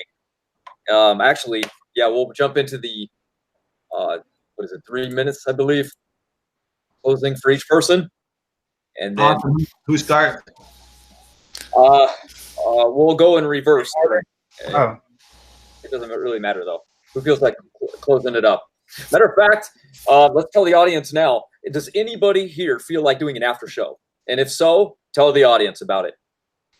I'd be up for that. So, Neph, on your channel then? Sounds like there'll be an after show? I could do it, I guess. Yeah. Okay. All right. Great. And whoever would like to start with the closing, feel free, or take it away, or I'll just pick one if nobody says it. Well, I might as well start since I started the debate. I might as well, and then we'll go me, Neph, and I guess the evolutionist. So, at the end of the day, I think anybody can see here that their arguments, for one, when they brought up evolution, it was nothing but beliefs, ideas, imagination. They hope, they dream, they imagine that pine trees, whales, and apples were related through common ancestry, in spite of the evidence that contradicts their belief. As you can see there, Snake, and we could destroy every single one of his arguments as we have. He had no answer to how continental drift can lead to the geology we see. He just makes basic geology statements that we all know, but we've made the predictions. They ignored the predictions. Cold slabs, rapid magnetic reversals, all confirmation. What do we see when we look to the geology of the Earth? As I've pointed out and demonstrated in my discussion with Snake there, present processes, they can't in no way, shape, or form explain what we see. Everything points to catastrophic processes in the past. That's confirmation of Noah's flood. Much geologic evidence. It suggests rapid plate tectonics. As you can see there, Snake's big argument that I actually saved for the discussion because I knew it would destroy him was how do we see the speciation from the different kinds of animals off of the ark post-flood? I showed him over and over again, created heterozygosity hypothesis, makes predictions, confirmed predictions on mutation rates, DNA function, and he agreed. He has no objection to it, but yet he'll still keep going on and on about how this somehow debunks our model. No. The evolutionists, they have straw man understandings of our model. That's why Candor Man, who I debated a couple weeks ago, go watch that debate. The guy thinks bacteria actually disproves genetic entropy. At the end of the day, genetic entropy destroys pond scum to people evolution and proves biblical creation. It is a double whammy. Global flood, honestly, with the vast and unique consequences involved in it, it easily explains everything we see. Coal, oil, it's not due to millions of years. The Grand Canyon did not form in millions of years. It formed in weeks. Major mountain ranges, as I've shown in my discussion with Snake, did not form over hundreds of millions of years. Each formed in hours, and it makes predictions. So at the end of the day, all evidence points to a biblical creation model and Noah's global flood. How much time do I have, Matt? 1 minute. How much time have we been? Oh, we got 5 minutes. So at the end of the day, we can even see this in a real-time example. For example, we can look to Mount St. Helens, rapidly formed sedimentary layers and canyons at Mount St. Helens. And these evolutionists, they don't understand. They can't see the scope and scale of the energy produced by the flood. It's absolutely amazing. The fountains of the great deep, as read in Genesis, they break open. Earth is fractured like an eggshell. The continents are moving vertically and horizontally. Tsunamis, they're driving floodwaters onto the continents. Geologic catastrophes. Rain is unending. Like I said, we've made predictions. Evolution, we've destroyed every argument there. They've ignored everything we see in regards to the fossils of animals giving birth. The eruption at Mount St. Helens, as I've stated, has demonstrated sedimentary layers hundreds of feet thick. They're laid down in hours to days. Canyons are formed rapidly. Multiple fossilized forests, they're formed as a result of a single volcanic eruption. And it even suggests how coal seams could be produced quickly. So we've also seen recent discoveries of dinosaur soft tissue. We didn't even get to touch on that. In association with intact biomolecules, they suggest that dinosaurs, they haven't been extinct for millions and millions of years, but only thousands of years. If you want to see what the evolutionists' best rebuttal would be, go check my debate with RJ Downard. I destroyed him on dinosaur soft tissues. They don't have any arguments other than rescue devices, imagination, ideas, and beliefs. I conclude my statement. Thanks, Matt. Yeah. Neph, you are up.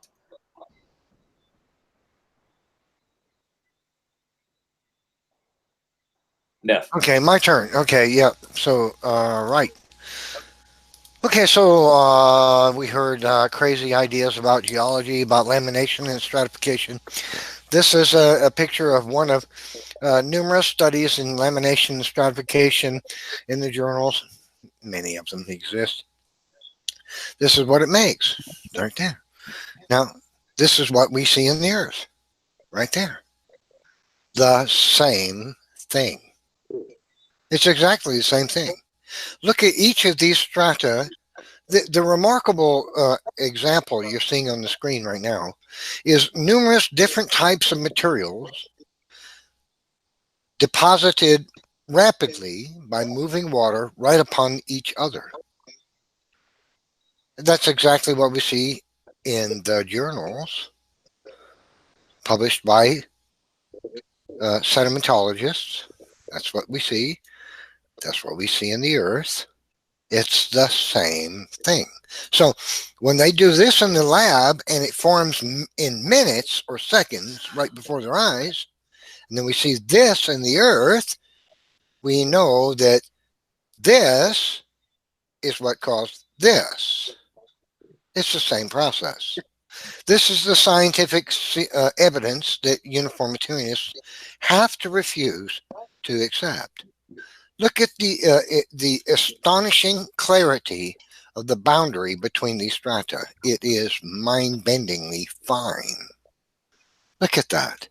It's astonishing how fine the boundary between these strata are. That's because they were created by rapidly moving water, and that is a general feature of the entire geologic column. What this means, unfortunately for the uniformitarianists, look at this one right here. This was the mind-bending one right there. Look at this. Wow. Talking about a fine boundary between strata. Look at that right there. One material deposited, the ends wrap abruptly, and above it immediately is an entirely different material. That cannot happen over vast ages of time. It is scientifically impossible. If the geologic column, the strata of the geologic column were produced over vast ages of time. 30 seconds. There is no geologic time to be found in the geologic column. It was produced by a one-year watery event, cataclysmic event, caused by the Noahic flood. Rapidly moving water produces this feature. How do we know? There it is in the science journals. And this is what we see in the Earth. Right there. Right there. Because that's a science fact. Time. All right. Stunted, you are up. Yeah, I'm here. I think we can start now. Can you hear me good, by the way? What? Can you hear me clearly? Yeah, clear. Oh, wonderful. Standing on the cold crust argument or prediction, just saying cold crust, we predicted cold crust and we found cold crust isn't an argument. That's a non-argument. We need to know how long it takes for the crust to change in temperature and so on and so on and so on. And then we have an argument. Again, it actually takes millions of years to change a certain amount of degrees, so we can check the relative difference between the crust and the mantle, so you can know, okay, if it's this amount of degrees, we know it took this amount of time to get that temperature. Yeah, so we need to do that. We need some citations for that. Built-in heterozygosity. That has to do a lot with kinds, and although I know what a kind is a group of organisms related to each other, but unrelated to everything else. That's not. I don't have a problem with the definition of a kind. Is how they discern what a kind is. The closest I've ever seen was Todd Wood. But he uses morphological continuity, not genetics, to establish what a kind is. Some creation with I know.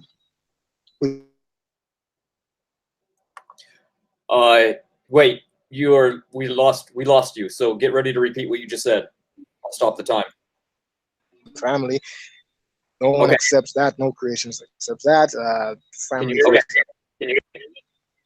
Oh, could you hear me? You cut out for probably 15 seconds there. You might have to back that up. Oh no. Okay, so I was talking about built-in heterozygosities based on kinds. I don't know how much organisms can fit within a kind, or how they determine that, or how is a kind distinguished within itself and differentiated from unrelated things. Usually creationists use the family level as a demarcation, but again, taxonomy doesn't have anything to do with relatedness, just taxonomy. So they use, again, family, but for example, corn and bamboo is in the same family.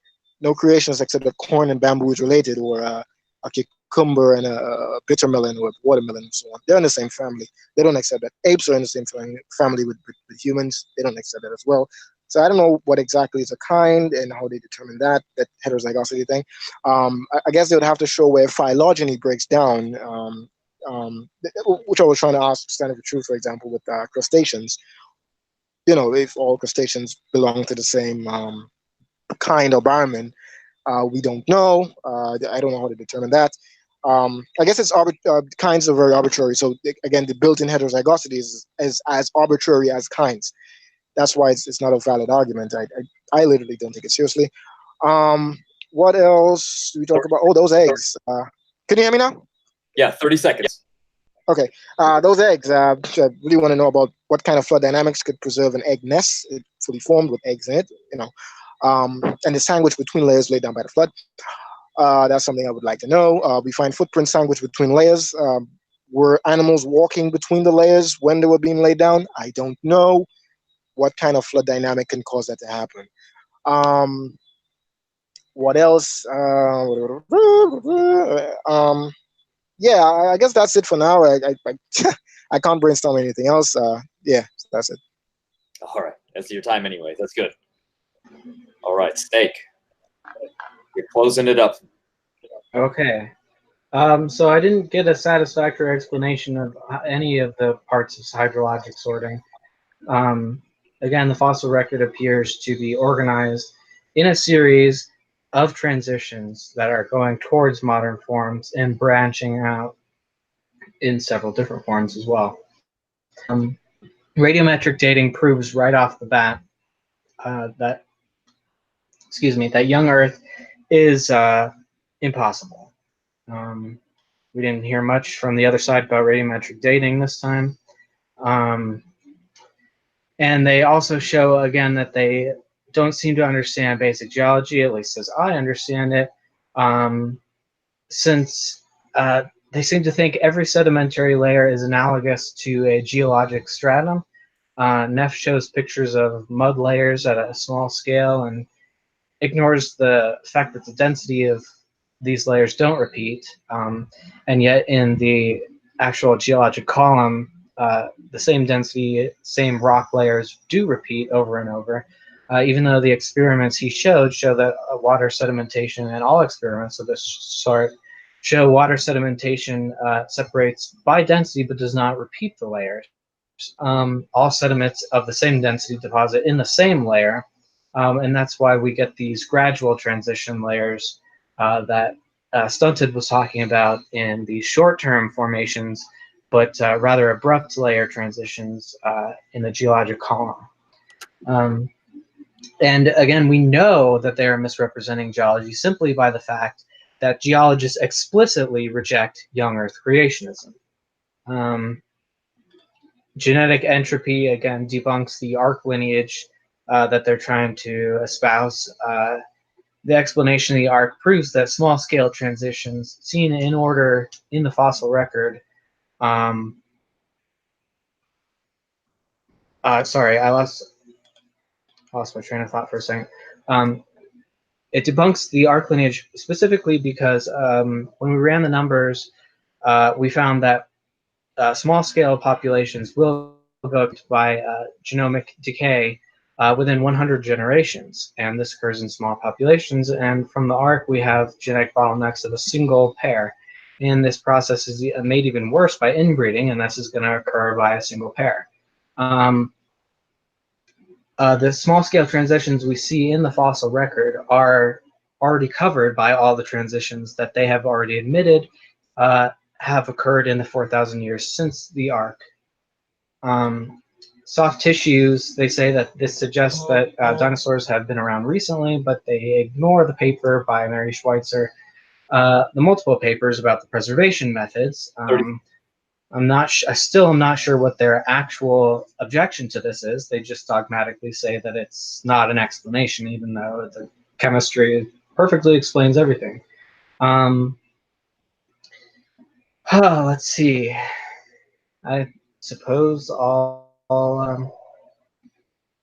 just say that nothing in their story makes sense. The fact that death came into the world after the flood, that doesn't make any, or after the fall, doesn't make any sense. The life forms changing after the flood doesn't make any sense. It doesn't line up with the pattern that we actually see. They can't explain any of the actual transitions that we see, even though that's made possible by their model of created heterozygosity and quick evolution after the arc. So I remain firmly on the side of the mainstream sciences. All right, time. All right, guys. Well, that was the end of the debate. It seemed to go really quick. That 2-minute back and forth almost seemed like it wasn't long enough. So it was a workout, though. I'm tired. I'll give you that much. Yeah, that was pretty intense. So I need to maybe 3 minutes. So anyway, thank you everyone for watching. Hope you enjoyed the debate. Be sure to check out their channels. And again, the after show is going to be on Nephilim's free channel right now. I will have them try to post it in the comments section as soon as this video gets posted. And don't forget to hit that subscribe button if you personally want to debate, message James, or leave it in the comment section, and he will decide on a topic that you might like. Anyway, I hope that everyone listening has a great rest of the week, and we are out. Thanks, Pharaoh Matt.